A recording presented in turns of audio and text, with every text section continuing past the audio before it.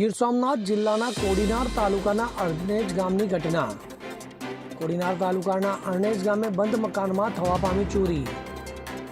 8 થી 10 તોલા સોનું અને રોકડ રકમની તસ્કરો દ્વારા કરવામાં આવી ચોરી।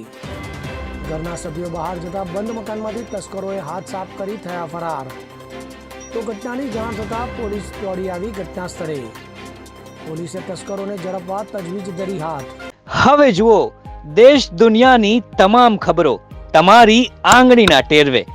ઉઠાવો મોબાઈલ અને ગૂગલ પ્લે સ્ટોર પરથી ડાઉનલોડ કરો અમારી CN24 ન્યૂઝ મોબાઈલ એપ।